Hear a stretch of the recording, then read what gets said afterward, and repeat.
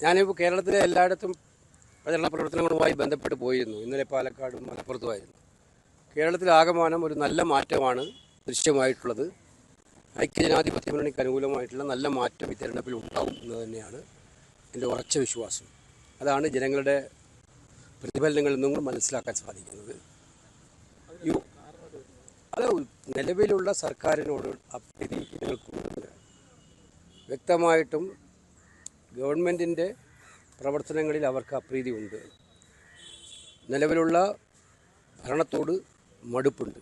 അതിൻ്റെ ഭാഗമായിട്ടുള്ള ചിന്താഗതി ജനങ്ങൾക്കുണ്ട്. കൃത്യമായിട്ടും പരിപാടിയുമായിട്ടാണ് ഐക്യജനാധിപത്യ മുന്നണി വന്നിരിക്കുന്നത്. ജനാധിപത്യ മുന്നണിയുടെ പ്രകടന പത്രിക ജനങ്ങൾ മനസ്സിലാക്കിയിട്ടുണ്ട്. അതനുസരിച്ച് UDF അനുകൂലമായ ഒരു വോട്ടുണ്ടാകും. UDF നല്ല മുന്നേറ്റം ഉണ്ടാകുമെന്നാണ് ഞാൻ വിശ്വസിക്കുന്നത്. ആലപ്പുഴയിലും മാറ്റം ബാധകമല്ല. ഞാൻ പറഞ്ഞ പൊതുവായിട്ടൊരു മാറ്റമാണുള്ളത്. ആ മാറ്റം ആലപ്പുഴയിലും ഉണ്ടാകുമെന്നാണ് വിശ്വാസം. തീർച്ചയായിട്ടും അനുഭവമായിരിക്കും. നമസ്കാരം.